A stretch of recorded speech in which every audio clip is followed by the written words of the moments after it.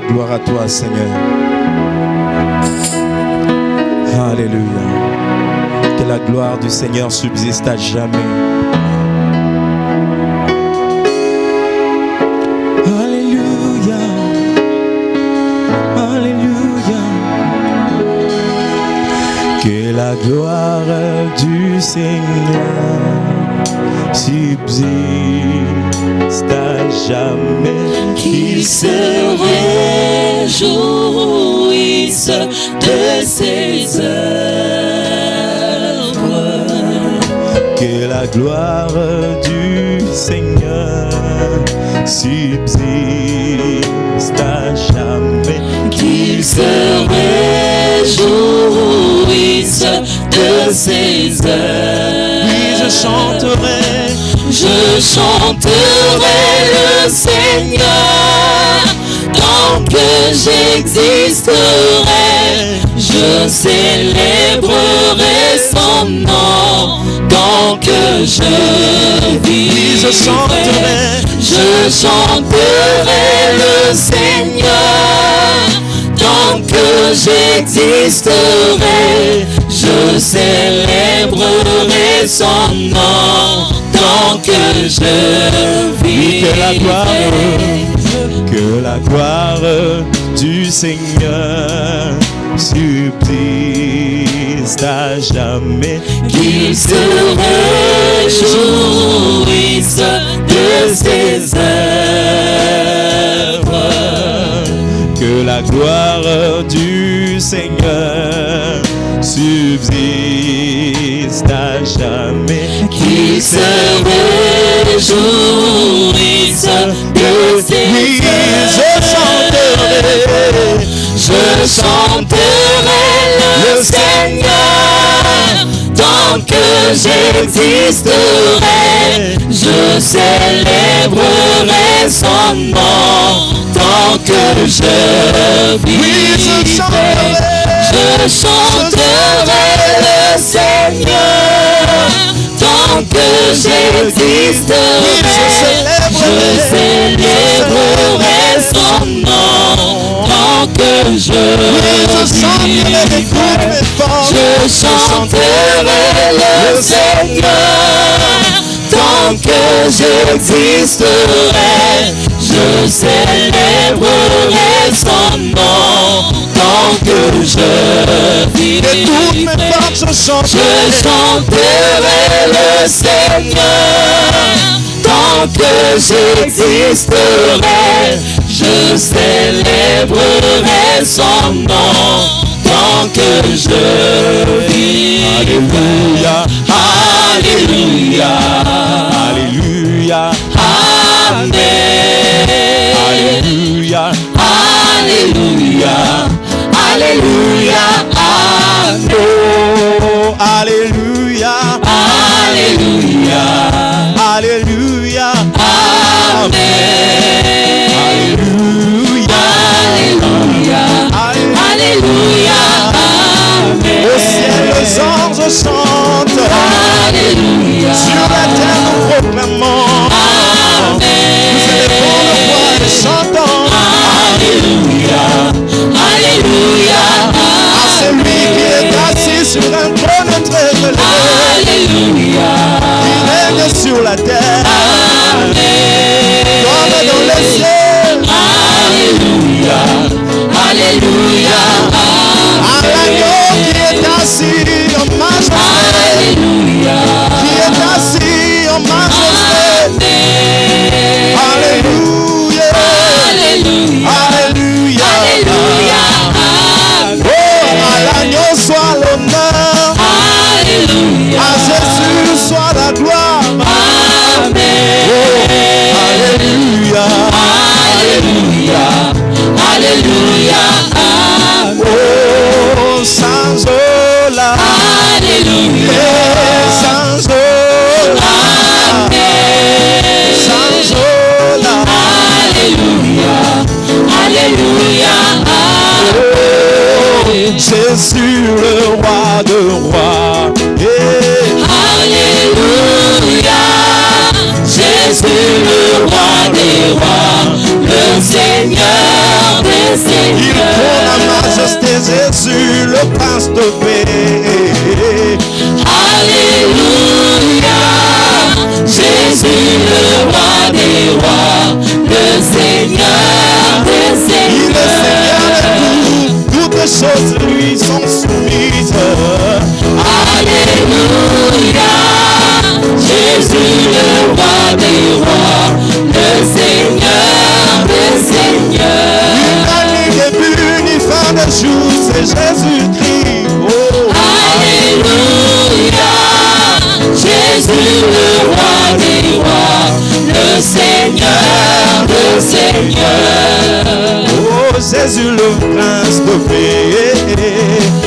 Alléluia, Jésus le roi des rois, le Seigneur des seigneurs. Salama. Niye mwamba ni salama, niye mwamba ni salama, niye mwamba ni salama, Oh, niye mwamba ni salama. niye mwamba ni salama, niye mwamba ni salama, niye mwamba ni salama. Oh, yosa zambe na bazambe. Yoza nzambe na bazambe, yoza nzambe na bazambe, yoza nzambe na bazambe. Kasi papa sembola loboko.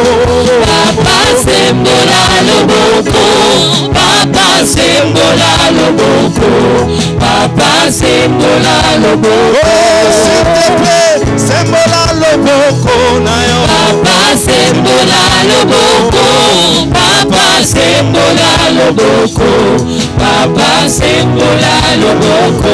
Sanjolama, Sanjolama, Yahweh. Sanjolama, Yahweh. libera na libera, oh kolo sanjolama. Lokubina yo moyenge bene oh. Sanjolama, libera na libera, oh kolo sanjolama. Sanjolama yeswalola obogina masanzolina biso. Sanjolama, libera na libera, oh kolo sanjolama. Namaloba bibebo na biso totomboli ngwende na yo yesalola Sanjolama, libera na libera, oh kolo sanjolama. Zambe Kumama, Yahweh, kumama. Zambe Kumama, Yahweh, kumama. obongina bozambe na yo Kumama, Yahweh, kumama. obongina bosantu yeso kombo na yo mosantu yesu kombo na yo mosantu alo kombo na yo zamani bato bakokola bakoleka yo te bazete kokola ekosika yo te mayela bato koleka ya yo te yosali nzambe mayela bamedesa ekoleka ya yo te ozali nzambe ozali nzambe ozali ozali nzambe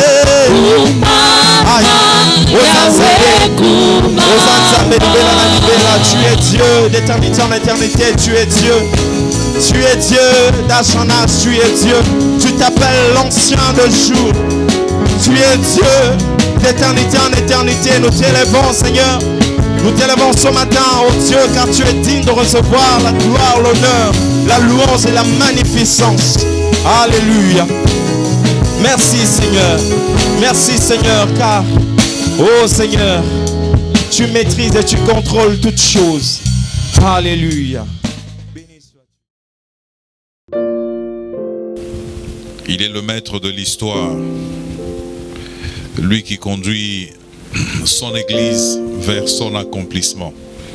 Dieu notre Père, nous te recommandons ce moment de l'écoute de ta parole. Nous te prions, Seigneur Dieu, de garder nos pensées, de garder nos cœurs présents dans ta présence. Bénis ta parole dans nos cœurs.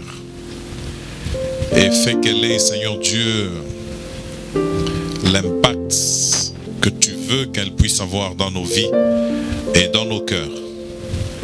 Bénis-la entièrement au nom de Jésus. Amen.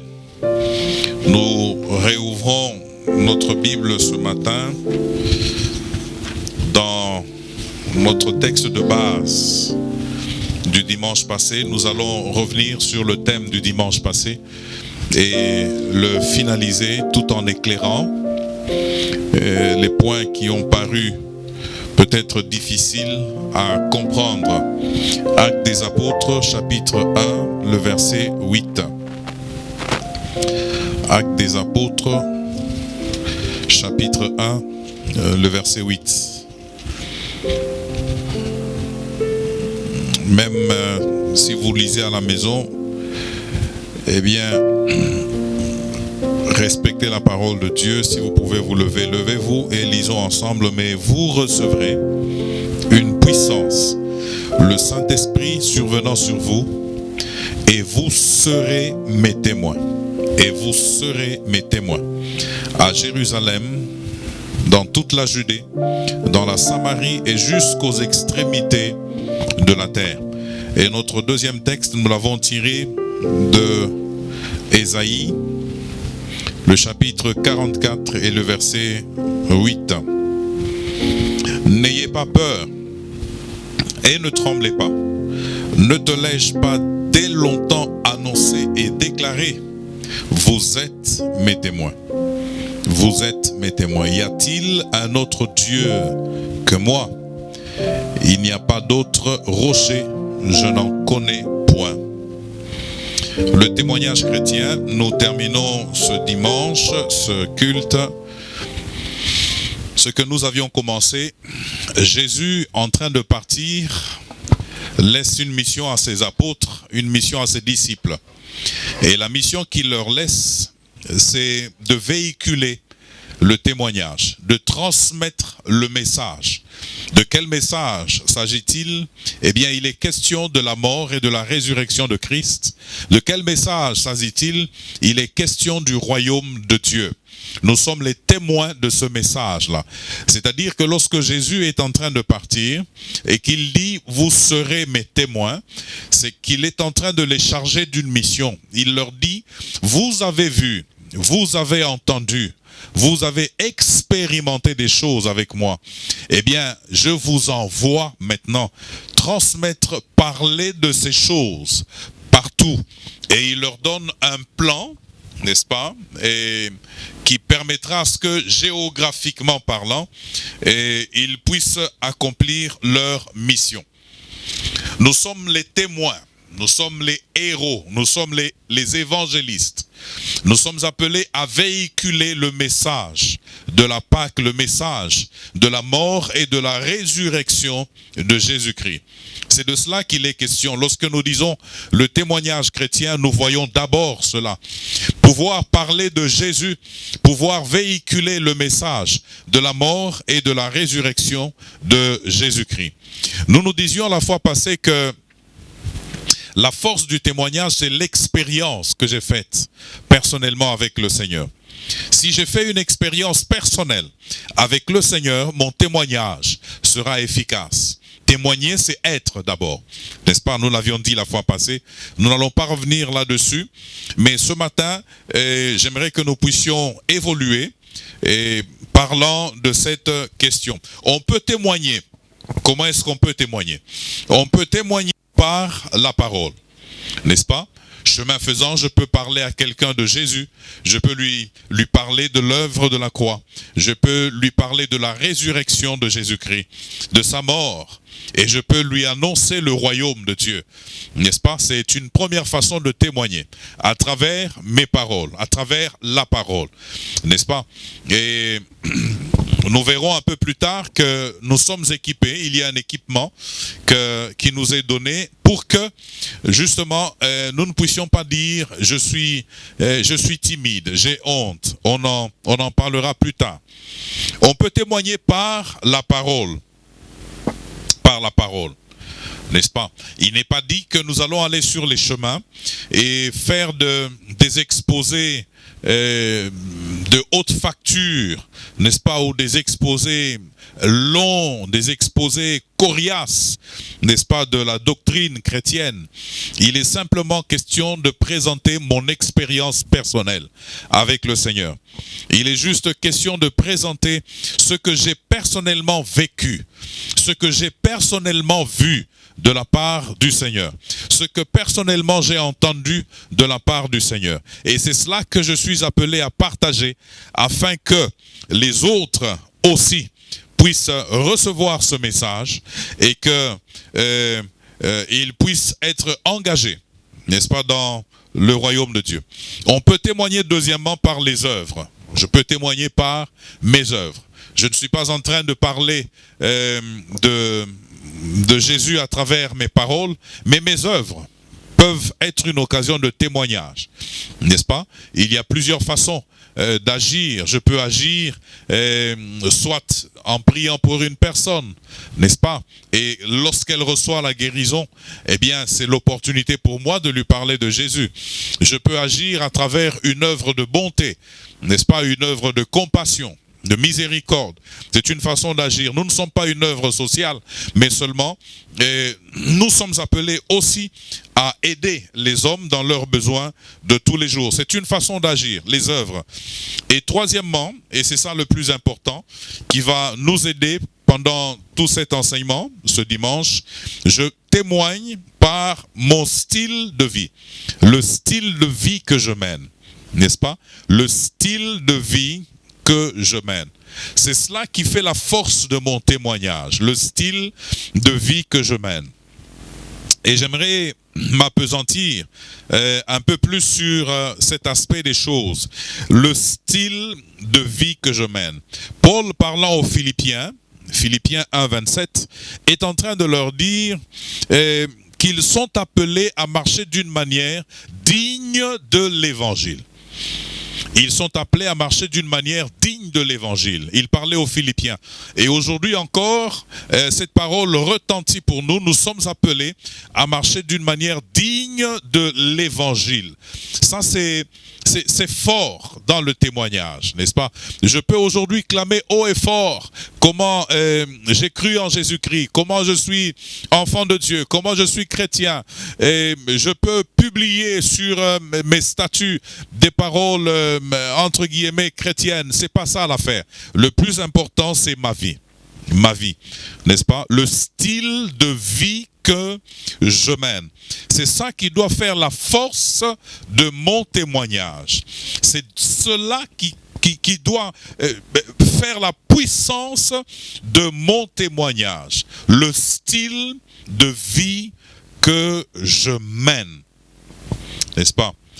Et l'apôtre Paul, toujours, lorsqu'on est dans Romains chapitre 2, nous fait voir que le nom de Dieu est blasphémé dans le monde à cause justement des mauvais témoins. Le nom de Dieu est blasphémé dans le monde à cause de qui? Non pas à cause des païens. Non, non pas à cause des païens. Le nom de Dieu est blasphémé dans le monde à cause justement de ceux-là qui se réclament de Dieu. Justement. Amen. Romains chapitre 2, le verset 24, il est dit, « Car le nom de Dieu est à cause de vous blasphémé parmi les païens, comme cela est écrit. Car le nom de Dieu est à cause de vous blasphémé parmi les païens, comme cela est écrit. » C'est dire quoi? C'est-à-dire que le nom de Dieu est insulté aujourd'hui dans le monde. Pourquoi? Parce que tout simplement, ceux-là qui sont censés porter le témoignage de Dieu, ceux qui sont censés parler de Dieu, ceux qui sont censés proclamer la victoire de la croix, se conduisent justement de façon totalement incorrecte. Quand votre vie est un démenti de ce que votre bouche proclame, eh bien, le nom de Dieu est totalement blasphémé. N'est-ce pas? Ma bouche parle de Jésus, mais mes œuvres sont totalement mauvaises. N'est-ce pas? Je suis pratiquement impossible à identifier dans un groupe de plusieurs personnes. Parce que là, je me comporte exactement comme tout le monde. N'est-ce pas? Je me comporte avec le voleur, je vole, avec le menteur, je mens, avec l'impudique, je suis impudique, avec le calomniateur, je suis calomniateur, avec le méchant, je suis méchant. C'est-à-dire que ma vie est un démenti du témoignage. Et le nom de Dieu, justement, est blasphémé dans le monde. Beaucoup de scandales qui ont pour origine l'Église. Origine les enfants de Dieu. Ceux-là qui sont chargés de témoigner. Ceux-là qui sont chargés de parler de Jésus. Ceux-là qui sont chargés de parler de Dieu sont ceux-là qui sont la cause de la plupart des scandales que nous avons dans ce monde. N'est-ce pas? Aujourd'hui, il y a des scandales. On pourrait dire que même nous vivons un peu comme les Corinthiens, c'est-à-dire que nous faisons des choses que même des fois ceux-là que nous appelons païens ne feraient pas. N'est-ce pas? Au lieu de nous identifier à ce Jésus, à cette foi que nous sommes en train de proclamer en public, eh bien nous nous comportons exactement comme ceux-là que nous pointons du doigt, que ceux-là que nous indexons comme païens. Une fois je suis dans une réception, et c'est un mariage, et à côté de moi il y a un groupe de jeunes gens qui est en train de discuter. Et je constate que chacun devant lui a une bouteille de bière. Et en suivant un peu comme ça leur conversation, je me rends compte que c'est des ouvriers dans une église donnée. C'est des gens qui servent dans une église donnée. Et ils sont en train de prendre chacun sa bière. Et justement, ils se glorifient du fait que dans une autre réception, ils ont été trouvés là en train de prendre leur bière. Et le langage pour eux, nous ne pouvons pas être hypocrites. Nous prenons notre bière, nous buvons. Quel scandale au milieu de ceux à qui l'on doit parler de Jésus. Comment allons-nous juste après cela parler de Jésus à quelqu'un qui est juste à côté? Parce qu'il m'a vu prendre de la bière avec lui. Et à un moment donné, je suis un peu ivre comme lui. Comment vais-je lui parler de Jésus? Scandale. Encore scandale. Et ces scandales sont justement générés par ceux-là qui sont censés, n'est-ce pas, prêcher Jésus. N'est-ce pas? Quand nous marchons, comme le dit l'apôtre Paul, dans Philippiens 3, 18 à 19, nous marchons en ennemis de la croix. Nous marchons en ennemis de la croix. Comment allons-nous, n'est-ce pas, porter un témoignage qui vaille? Comment allons-nous porter un témoignage qui vaille? N'est-ce pas? Au jour d'aujourd'hui, et les événements qui se passent sur la terre vont dans ce sens-là. Au jour d'aujourd'hui, le besoin le plus grand pour chaque enfant de Dieu, c'est de mettre sa vie en ordre, mettre sa vie en règle avec Dieu.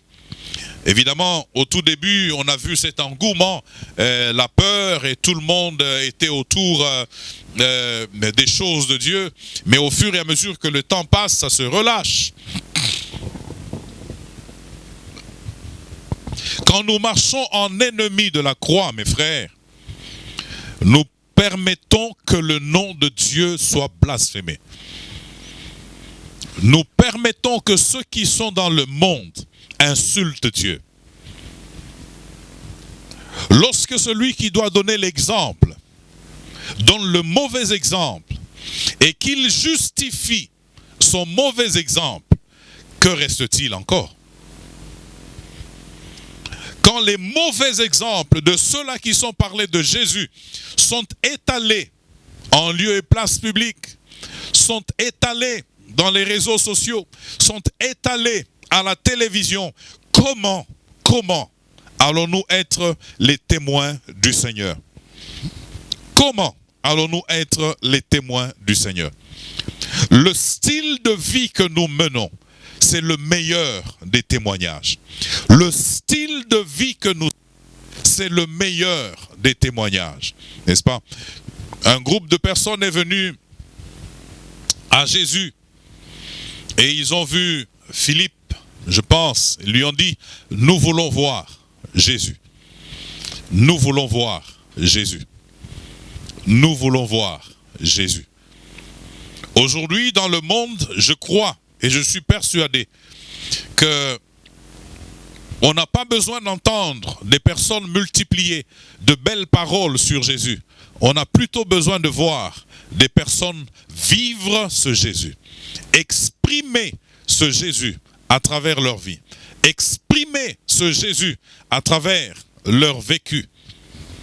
L'Église aujourd'hui doit pouvoir revenir à elle, corriger la trajectoire, corriger sa marche afin de donner le meilleur exemple qui soit à l'Église, ou plutôt au monde, excusez-moi. Nous voulons voir Jésus. Il va falloir que dans les temps où nous sommes, nos vies soient une Bible ouverte.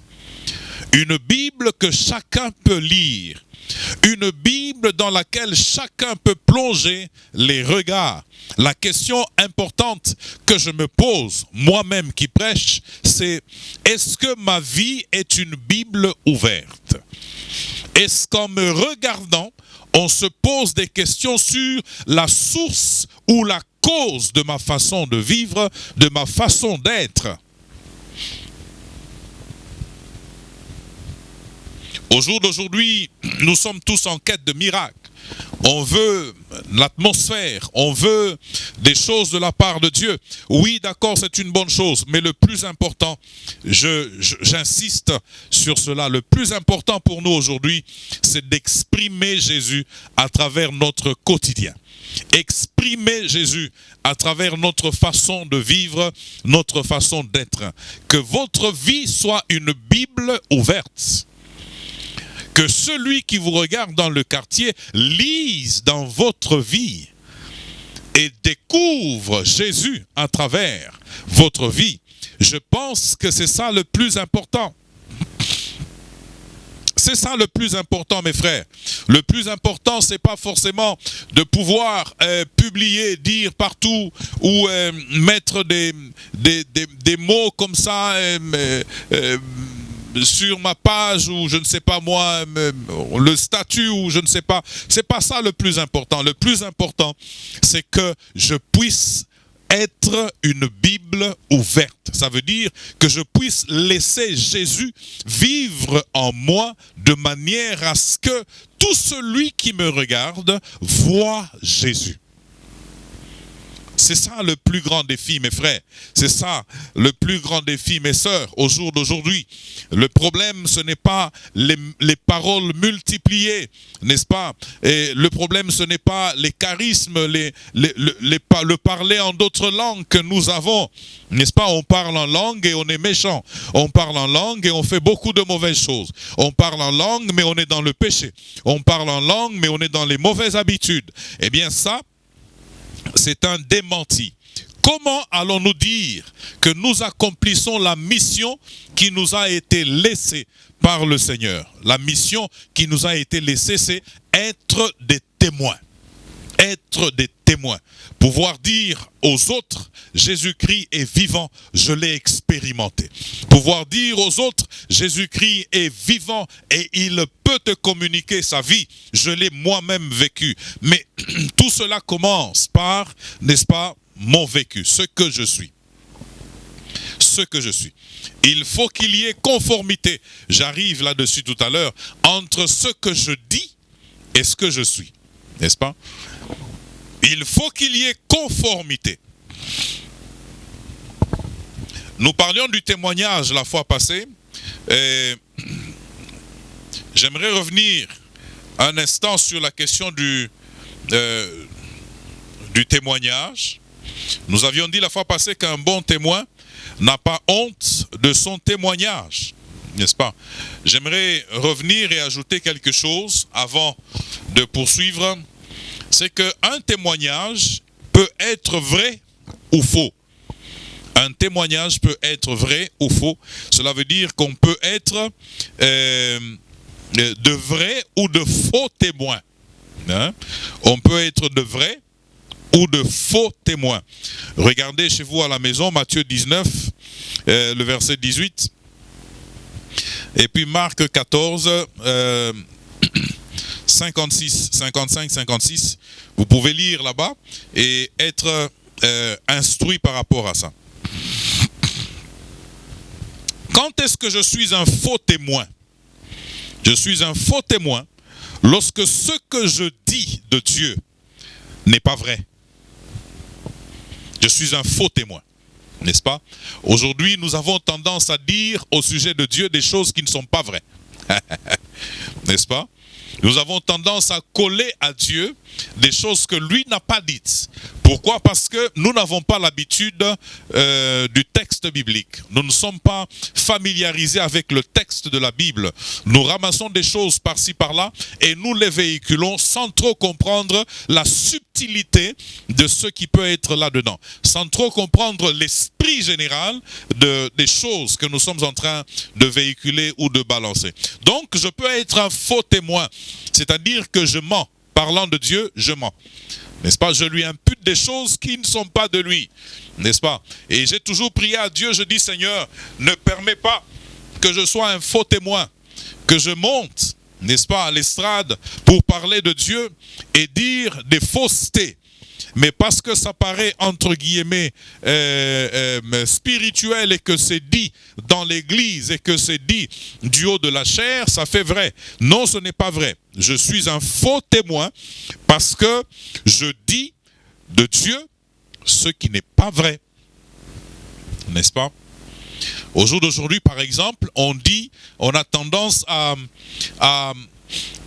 donner le faux message sur la bonté de Dieu. C'est une erreur. On donne un faux message sur la bonté de Dieu.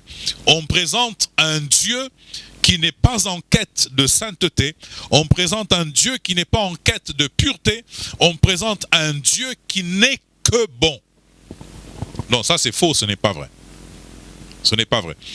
Et parce qu'on présente un Dieu qui n'est que bon, qui ne vise que nous enrichir matériellement, nous faire du bien matériellement, nous faire du bien dans cette vie, eh bien, nous a occulté certains aspects essentiels de Dieu. Parce que nous nous accrochons à un aspect et que nous le gonflons, n'est-ce pas? Hérésie, c'est quoi? Justement, lorsque on gonfle un aspect d'une vérité au point que, n'est-ce pas, toutes les autres vérités sont occultées. C'est une hérésie, n'est-ce pas? Ça devient faux, ce n'est plus vrai, n'est-ce pas? Et c'est des choses que nous devons pouvoir corriger, c'est des choses que nous devons pouvoir refaire. Au jour d'aujourd'hui, nous avons la pleine responsabilité de revenir entièrement aux Écritures. De revenir totalement aux Écritures. Nous devons pouvoir être comme les Béréens. C'est-à-dire que chaque fois qu'une prédication, un message sort, nous devons pouvoir être en mesure d'ouvrir la Bible pour vérifier, pour voir si ce qu'on est en train d'enseigner est conforme aux Écritures. Est conforme aux Écritures. Donc, je peux dire de Dieu des choses qui ne sont pas vraies. Je suis un faux témoin. Je suis un faux témoin. Mon témoignage est faux quand tout simplement ce que je dis ne correspond pas avec ce que je suis ou ce que je fais. Donc ce que je dis ne correspond pas avec ce que je fais ou avec ce que je suis. N'est-ce pas? Je suis un faux témoin. Je mens. Je ne dis pas la vérité. Oui, de ma bouche, je peux parler de Jésus. Si mon cœur est loin de Jésus, eh bien, je suis un faux témoin. Je mens. Je mens parce que je n'ai pas expérimenté ce Jésus-là. Si j'ai expérimenté celui qui a expérimenté Jésus, eh bien, il a une certaine façon de se conduire. Il a une certaine façon de se comporter. Bien-aimés dans le Seigneur, Dieu ne nous appelle pas à être des panneaux indicateurs. des poteaux indicateurs. Vous savez, le poteau indicateur, quel est son rôle? Il vous montre juste la direction. Il vous importe à vous-même de suivre la direction. Dieu ne nous appelle pas à être des panneaux indicateurs, n'est-ce pas? Il ne faudrait pas que nous soyons juste des échelles. C'est-à-dire que les hommes se sont servis de nous, ils sont allés à Dieu, ils sont entrés dans la présence de Dieu, et nous-mêmes, nous ne sommes pas entrés dans la présence de Dieu. Il est important, mes frères, que nous puissions tenir compte de cela, n'est-ce pas? Nous ne devons pas être de ceux-là qui disent « Faites ce que je dis, mais ne faites pas ce que je fais. » Non, à ce moment-là, je suis juste un panneau indicateur. Je suis un faux témoin. Je suis un menteur. Parce que je parle de Dieu, je demande aux gens d'aller vers Dieu, alors que moi-même, je suis loin de Dieu. Je suis un faux témoin. Je suis un menteur. Et cela, nous devons y veiller entièrement, bien-aimés dans le Seigneur. Veillez entièrement à ne pas être un simple panneau indicateur.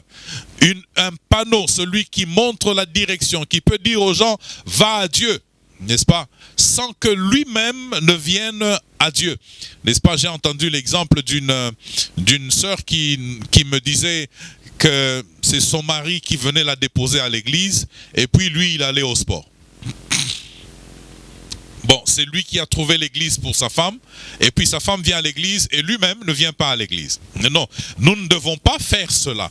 Si je peux amener les autres, montrer la direction aux autres, il faut que moi-même, je sois en connexion avec la direction que je suis en train d'indiquer. Parce que sinon, alors, je suis un faux témoin, je suis juste un panneau indicateur. C'est comme Paul est en train de dire, je ne veux pas être rejeté après avoir moi-même montré le chemin aux autres. Et il ne faut pas que les autres demain aillent au ciel. Et il ne faut pas que les autres demain soient enlevés et que moi je reste sur la terre parce que tout simplement j'aurais été faux, j'aurais été un menteur. Vous savez, Dieu connaît le cœur de chacun d'entre nous. Dieu sonde chacun d'entre nous. Et lorsque je suis faux, celui qui m'écoute, il sent et il sait que je suis faux. Il sent et il sait que je mens. Pourquoi? Parce que ce que nous sommes a tendance à crier toujours plus fort que ce que nous disons. C'est un peu ça le problème. Ce que je suis aura tendance à s'exprimer beaucoup plus fort que ce que je suis en train de dire. Je peux parler de Jésus, mais si au fond de moi-même c'est le vol, eh bien voleur s'exprimera plus fort ou parlera ou criera beaucoup plus fort que Jésus que je suis en train de proclamer et de présenter. Nous sommes appelés à être les témoins du Seigneur. Regardez ce que Dieu est en train de dire dans Ésaïe 44. Et le texte est intéressant. Ésaïe 44, nous disions,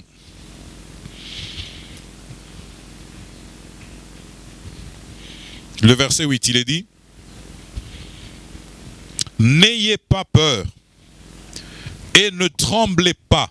Ne te l'ai-je pas dès longtemps annoncé et déclaré? Vous êtes mes témoins. »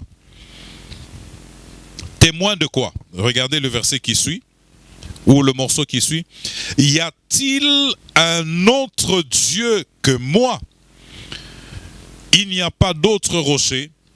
Je n'en connais point. » N'est-ce pas? Vous êtes mes témoins. En d'autres termes, vous avez expérimenté. Vous avez vu. Il n'y a pas d'autre Dieu. Vous avez vu. Il n'y a pas d'autre Seigneur. Le défi est grand en ces temps où la science accomplit beaucoup de, entre guillemets, miracles. Le défi est grand à l'heure actuelle où de nouvelles idées sont en train de foisonner, de nouvelles idées sont en train de circuler sur la terre. Le défi est grand. Dans ce brouhaha, nous avons besoin de continuer quand même de proclamer le royaume de Dieu. Nous avons besoin de continuer de parler de Jésus. Nous avons besoin de continuer d'exprimer Jésus. La sagesse d'un proverbe se place où? Elle ne va pas se placer dans les milieux calmes. Elle se place là où il y a le plus de bruit, là où les hommes et les femmes passent, là où il y a le plus d'affluence. C'est là que la sagesse va se poster afin de proclamer la sagesse, afin de parler justement de sagesse. Et au jour d'aujourd'hui, nous avons besoin que par la puissance de Dieu, la puissance du Saint-Esprit, nous puissions parler encore plus fort que tout ce qui est en train de se dire, encore plus fort que tout ce qui existe, alors qu'aujourd'hui on parle du fameux virus.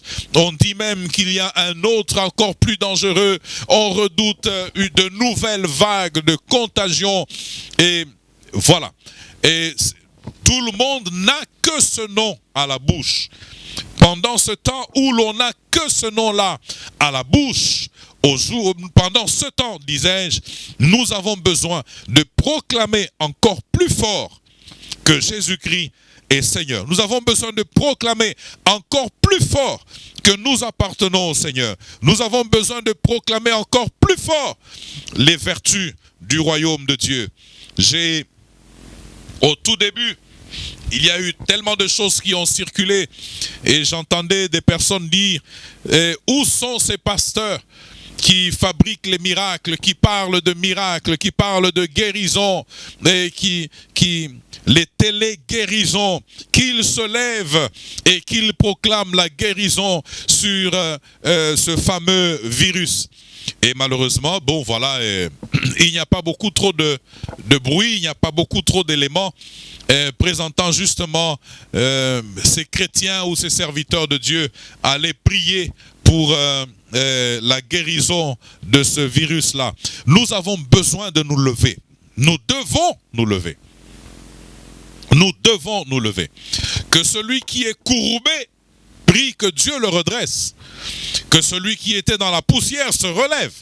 Que celui qui était dans la boue se relève. Qu'il se tienne droit et qu'il proclame Jésus. Et qu'il proclame le royaume. Il a dit, vous serez mes témoins. Vous serez mes témoins. Et j'aime le plan qui est donné là. C'est tout un plan missionnaire à Jérusalem. N'est-ce pas? À Jérusalem. Alors que nous sommes dans ce confinement, c'est le moment où nos vies doivent le plus refléter plutôt, allais-je dire, le Christ. Alors que nous vivons presque tout le temps ensemble. C'est le moment où nous devons manifester que nous appartenons au Seigneur, n'est-ce pas? Dans nos maisons, dans nos quartiers, et partout où nous passons, nous devons pouvoir exprimer que nous avons été en contact avec le ressuscité. Parce que si nous nous limitons simplement à célébrer la Pâque, chanter des cantiques de Pâques, et louer le Seigneur Jésus qui est ressuscité. Si nous nous limitons à cela, eh bien nous avons tort. Nous devons aller plus loin que la célébration. La vraie célébration de la résurrection de Christ, c'est ces vies qui honorent le Seigneur. Ces vies qui parlent de la grandeur de Dieu.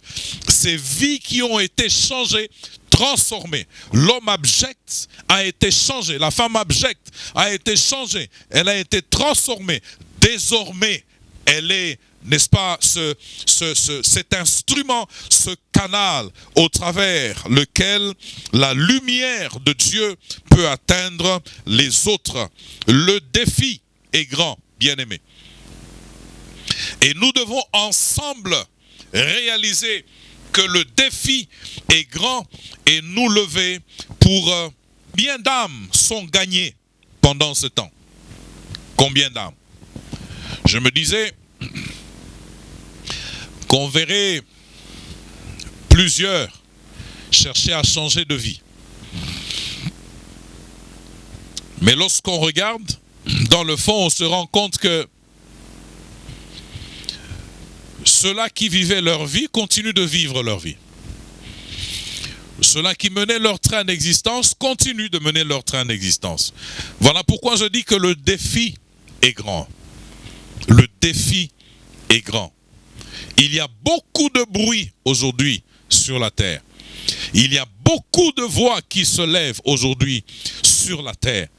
La question c'est où est la voix de l'Église? L'Église, bâtiment, c'est vrai, est fermée. On ne se réunit pas ensemble. Mais chacun d'entre nous, là qu'il se trouve, est l'Église. Je suis en train de penser à ce texte, c'est juste entre parenthèses, où Abraham est en train de discuter avec Dieu. Dieu a décidé de détruire Sodome et Gomorrhe. Et Abraham marchande avec Dieu.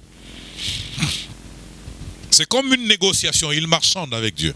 Et s'il y a autant, est-ce que tu vas détruire? Non, je ne détruis pas. Et s'il y a autant? Non, je ne détruis pas. Aussi, et s'il y a autant? Chaque fois que je lis ce texte, je me dis, Abraham avait la possibilité d'empêcher la destruction de Sodome et de Gomorrhe.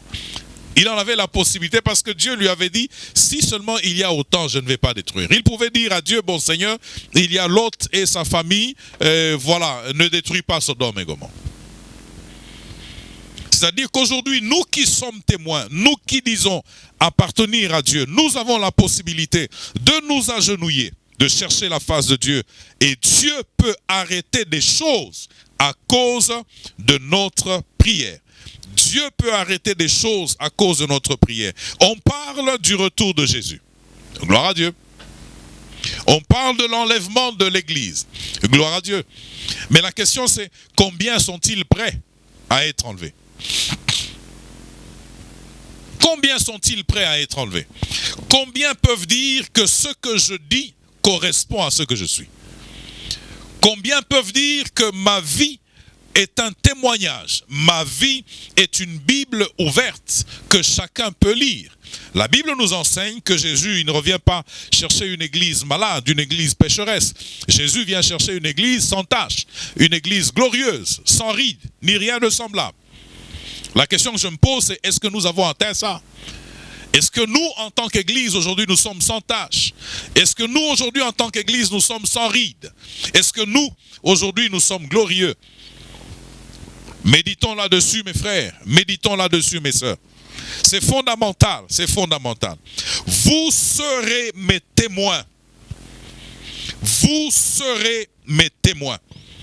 Plus tard, nous verrons ensemble la puissance du témoignage, ou la force qui doit conduire le témoignage. La force qui doit me pousser dans le témoignage. Je ne vais pas avancer à autre chose, j'aimerais juste m'arrêter là. Tourner autour de cela.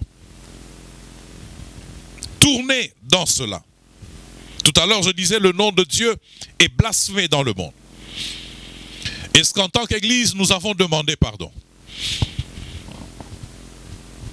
Pour tous ces blasphèmes, pour tous ces scandales dans le monde, dans cette ville qui est la nôtre, la ville de Kinshasa, est-ce que nous demandons pardon? Est-ce que nous avons demandé pardon? Telle est la préoccupation. Telle est la question importante que nous devons nous poser ensemble. Qui a-t-il demandé pardon? Oui, aujourd'hui, il y a ceux-là qui sont exposés en lieu et place publique. Mais chacun pour sa part. N'a-t-il pas été occasion de scandale dans la maison, dans le quartier, et où qu'il soit? Il est dit, vous serez mes témoins. Est-ce ça le témoignage que nous sommes appelés à présenter au monde? Nos vies scandaleuses, nos actions scandaleuses, nos habitudes scandaleuses.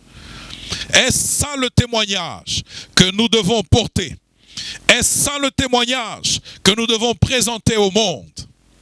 Il a dit, vous serez mes témoins. Nous le sommes déjà aujourd'hui. C'est pas demain, nous le sommes déjà aujourd'hui. Posez-vous la question là que vous êtes. Ne suis-je pas cause de scandale quelque part? Le nom de Dieu n'est-il pas blasphémé quelque part à cause de moi? Ça, c'est des questions importantes que chacun doit pouvoir se poser. Nous sommes à l'heure où chacun doit prendre une décision. Nous ne devons pas continuer de clocher des deux côtés. Nous avons un pied dans le monde et nous avons un pied dans l'église. Le plus important, ce n'est pas être dans l'église physique. Le plus important aujourd'hui, c'est être en Christ. C'est ça le plus important. Un choix doit être fait aujourd'hui. Soit nous avons nos deux pieds dans le Seigneur, soit nous avons nos deux pieds dans le monde. Non pas un pied dans le monde et un pied dans le Seigneur. N'est-ce pas? C'est la remarque essentielle que Dieu fait à son peuple d'Israël à travers la bouche de son serviteur, le prophète Élie. Jusqu'à quand clocherez-vous des deux côtés? Jusqu'à quand boiterez-vous des deux côtés? Si c'est l'Éternel qui est Dieu, allez vers l'Éternel. Si c'est Baal qui est Dieu, allez après Baal. Le choix nous revient en ce jour, en ces temps. Le choix nous revient. Soit de nous positionner clairement pour le Seigneur, ou soit de nous positionner pour le monde. Plusieurs par amour du monde, plusieurs par amour de la chair, ont encore un pied dehors. Et ça, c'est un problème. Ça, c'est un démenti de mon témoignage. J'ai un pied dedans, oui, c'est vrai, mais j'aime encore le monde. J'aime encore la chair. J'aime encore ces plaisirs illicites. Et si je continue de marcher de la sorte, eh bien l'ennemi qui est le maître de la disqualification viendra et me disqualifiera comme chrétien, comme enfant de Dieu. Je serai disqualifié comme enfant de Dieu, comme chrétien. L'heure est arrivée. Nous sommes en train de chuter. L'heure est arrivée, mes frères, mes sœurs, où nous devons prendre position clairement. Soit nous sommes dans le Seigneur et nous marchons pour lui. J'ai dit le dimanche passé que les premiers chrétiens, les premiers témoins, parce que nous avons dit que le mot témoin à l'origine en grec a aussi donné le mot martyr. Les premiers témoins, ils étaient tellement dévorés par le Seigneur qu'ils ont accepté de livrer leur vie en sacrifice pour leur témoignage. C'était des hommes totalement positionnés dans le Seigneur. Ce qui fait la faiblesse de l'Église aujourd'hui, c'est cette position double que nous avons. Un pied dehors, un pied dedans. Un pied dans le monde et un pied dedans. Quand vous lisez les Écritures, vous vous rendrez compte qu'il n'y a aucune place pour la modération, pour les chrétiens modérés. Ça n'existe pas. Je méditais l'autre jour un texte de l'apôtre Paul qui lui interdit même les plaisanteries. Parce que c'est impur pour les enfants de Dieu. Mais est-ce que l'apôtre Paul était en train de dire que nous ne devons pas rire? Non, c'est pas ça qu'il était en train de dire. N'est-ce pas? L'heure est venue, mes frères, où chacun d'entre nous doit pouvoir prendre position. Si tu es en Christ, sois totalement en Christ. Et marche totalement dans le Seigneur.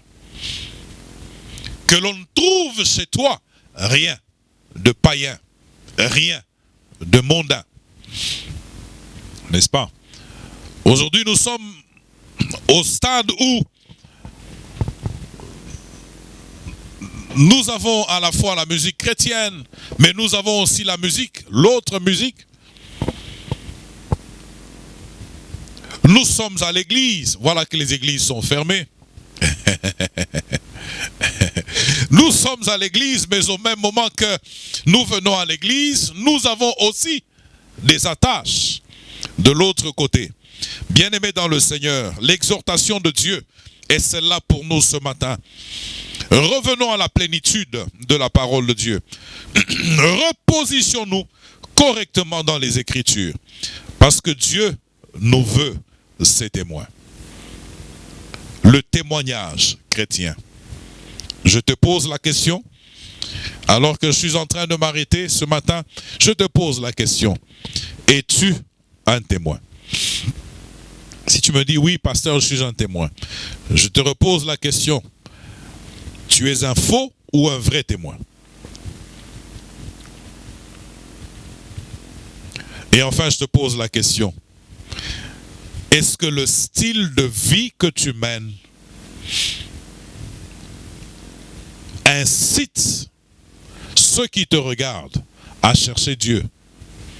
Inclinons nos têtes dans la prière ce matin et remercions le Seigneur pour sa parole. Prenons les bonnes décisions et avançons avec le Seigneur. Puisse Dieu bénir sa parole.